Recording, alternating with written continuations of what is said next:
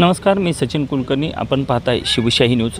नुकतंच प्राध्यापक लक्ष्मण हाके यांनी जे व्हिडिओ करून विधान केलेलं आहे त्या संदर्भात आपल्याशी आता चर्चा करण्यासाठी आपल्याबरोबर उपलब्ध आहेत राष्ट्रवादीचे ओबीसी सेलचे प्रदेश उपाध्यक्ष सतीश कुलाल साहेब.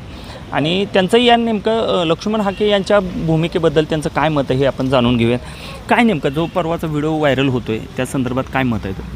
खरं तर तो व्हिडिओ खरा आहे. दुसरी गोष्ट, एवढं त्या व्हिडिओ चर्चा आणि बाईट देण्यापेक्षा लक्ष्मण हाकेने एका मिनिटात माफी मागितली असती तर दुसऱ्या सेकंदाला भुजबळ साहेबांनी त्यांना माफ केलं असतं. ते मोठे मानाचे आहेत, ते ओबीसी घटकाचे कुटुंबप्रमुख आहेत आणि त्यांना या गोष्टीकडे एखादा कार्यकर्ता काम करतो तर ते चुकत पण असतो आहे. त्या गोष्टीने भुजबळ साहेबांनी त्या गोष्टीला अवॉइड केलं असतं.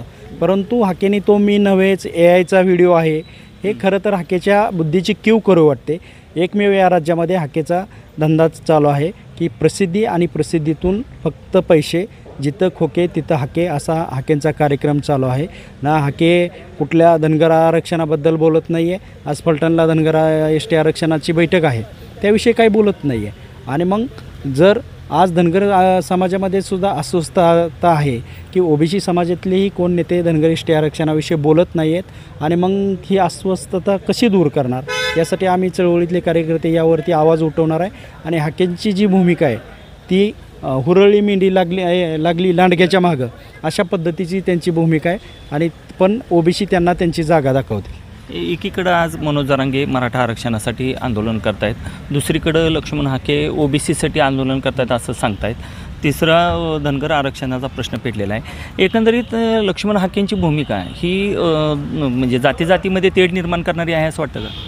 हे पहा, मी लक्ष्मण हाकेंसोबत ओबीसीचं आंदोलन वडेगोद्रीचं केलेलं आहे आणि जरांगे पाटलांचे जे काय भूमिका असतील त्या एक ठराविक गोष्टीमध्ये, त्यांचं जो गरीब मराठा आहे त्यांना आरक्षण मिळालं पाहिजे, पण ते ओबीसीतून किंवा सरसकट किंवा या गोष्टींना आमचा वैचारिक विरोध आहे ना. परंतु जे आंदोलन झाल्यापासून हाकेंनी फक्त स्वतःला प्रसिद्धी करायची. ज्या आंदोलनामध्ये, वडेगोद्रीच्या आंदोलनामध्ये बळीराम तात्या खटके ज्यांनी जे आंदोलन आयोजन केलं त्यामध्ये दीपक बोराडे आहेत, ॲडव्होकेट विजय खटके आहेत, त्यामध्ये विठ्ठल तळेकर आहेत, रवींद्र खरात आहेत, बटुळे मामा आहेत, असे किती लोकांची नावं घेऊया. या लोकांना सगळ्यांवरती त्यांनी पाणी सोडण्याचं काम केलेलं आहे. आणि लक्ष्मण हाकेंना स्वतःला स्वयंघोषित नेता मानतो. हे जो नेता असतो त्याचं टीमवर्क असतं. गोपीनाथ, तो म्हणतो मला गोपीनाथ मुंडे व्हायचं आहे. अरे गोपीनाथ मुंडेंनी किती लोकांना मोठं केलं. आज तुझ्या गाडीमध्ये सिंगल एक माणूस नाही फिरायला, तू नाव सांग की हा माझ्या गाडीत पूर्ण वेळ फिरतो म्हणून. किंवा पडीच्या काळामध्ये त्याच्यासोबत मी स्वतः सचिन बंडगर, सोनिया जमदाडे मॅडम, विजय नायकवाडी, बिरुदेव खांडेकर, दिलीप ओलेकर, वाळलेकर, असे किती लोक तरुण आहेत जे त्यांच्यासाठी काम करत होते. पण जशी याला प्रसिद्धी मिळाली तशी याने या सगळ्या लोकांशी कॉन्टॅक्ट तोडला. भुजबळ साहेबांचा चेहरा हा ओबीसींचा चेहरा म्हणून ओळखला जातो महाराष्ट्रात. अशा एका जुन्या जाणत्या मोठ्या नेत्यावर अशा पद्धतीनं भाष्य करणं कितपत योग्य वाटतं? ते चुकीचंच आहे ना. भुजबळ साहेब हे ओबीसीचा मसीहा आहेत आणि गेल्या 3-4 दशकापासून भुजबळ साहेब या देशामध्ये, राज्यामध्ये ओबीसीच्या प्रश्नावरती काम करतात. आज ते जवळजवळ सिनियर लीडर आहेत सर्वांचे. आणि हाकेंनाही कोणी अडवणार नाही आहे. हाकेंचा अजून झार वाळलेला नाही आहे त्या बाबतीमध्ये, किंवा कुणा आमचाही. कारण आम्ही छोटे कार्यकर्ते आहोत, पण आम्ही 10 जन्म जरी या पृथ्वीवरती घेतले तरी ओबीसीचं काम संपणार नाही, एवढं काम आहे. परंतु मग आमच्यासारख्या कार्यकर्त्यांनी जीव ओतून ते काम केलं पाहिजे.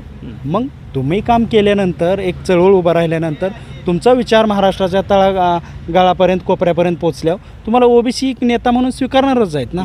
पण तुम्ही स्वतः प्रेसमध्ये स्वतःला कॅबिनेट मागता, काय प्रकार करता, हे किती नालायकपणाची लक्षणं आहेत ना. आणि मग तुम्ही एवढ्या नेत्यांवरती पाठीमागं असं बोलता, म्हणजे ह्यातून हाकेला साध्य काय करायचं? हे मी सांगितलं ना, प्रसिद्धी आणि पैसा याच्या पलीकडे त्याला काही घेणं देणं नाही आहे. शेवटचा प्रश्न असा आहे, परवा इथं पंढरपूरला धनगर आरक्षण, ST आरक्षणासाठी आंदोलन झालं, बारामतीला आंदोलन झालं, इथं कुठंच हाके दिसले नाहीत समाजातले असून सुद्धा. ते हाके इथल्या आंदोलनामध्ये 2 मिनटं येऊन गेले होते, पण त्यांनी तिकडं वडेगोद्रीला आंदोलन चालू केलं. खऱ्या अर्थानं गेल्या 2 दशकामध्ये धनगराचे 10-12 नेते होते, परंतु आता हे सगळे सिनियर नेते झालेले आहेत. परंतु नवीन पिढीमध्ये आता पडळकर तेवढा नेता आहे आणि हाके. पण पडळकराची एकच भूमिका आहे की तो आता फडणवीसांची मोदीची फरशी पुसायला चाललेला आहे. जो गो बॅक मोदी म्हणला, धनगरांना आरक्षण दिल्याशिवाय भाजपला मतदान नाही करायचं, समाजाच्या डोळ्यात धूळ फेकायचं काम चालू आहे. पण समाज तेवढा हुशार आहे, त्याला त्याची नक्कीच जागा दाखवेल. त्यांनी आज सरकारमध्ये असल्यावर एक भूमिका, विरोधात असल्यावर एक भूमिका, आणि पडळकराकडून धनगर समाजाच्या नवीन जे चळवळीतले पोरं आहेत त्या पोरांचे नेतृत्व दाबण्याचं काम करतात. माझ्यासारख्या कार्यकर्त्यांनी त्याला जर नुसता एक प्रश्न विचारला की बाबा धनगर आरक्षणाविषयी तुमची भूमिका जाहीर करा, त्यांनी माझ्यावरती 2 खोटे गुन्हे दाखल केले आहेत. पंढरपूरला आटपडीला किंवा माझ्या फेसबुकला फेक आय डीवरून शिव्या देतात, पण त्यांना मी भीक घालत नाही. आज मी पण सत्तेत आहे ना, पण आम्ही सत्तेत असलो तरी आम्ही आधी समाजाचे आहोत आणि आम्ही समाजाच्या चळवळीतून राजकारणात आलेलो आहोत. आणि मग आम्ही समाजाची भूमिका मांडायला कुठेही मागं पुढे पाहणार नाही. परंतु या अहिल्यादेवींच्या 300व्या जयंतीनिमित्त गोपीचंद पडळकरांनी सगळ्या समाजाच्या डोळ्यात धूळ फेकलेले अख्खं राज्य बघतंय. एकंदरीतच विविध समाजाच्या आरक्षण आंदोलनाचा चेहरा कोणता हा प्रश्न सध्या महाराष्ट्रामध्ये उपस्थित झालेला आहे. व्हिडिओ जर्नलिस्ट अजितसह सचिन कुलकर्णी, शिवशाही न्यूज. ताज्या घडामोडी जाणून घेण्यासाठी शिवशाही न्यूज यूट्यूब चॅनलला सबस्क्राईब करा. आपण हा व्हिडिओ फेसबुकवर पाहत असाल तर फेसबुक पेज फॉलो करा आणि शिवशाही न्यूज.com या आपल्या वेबसाईटलाही भेट द्या.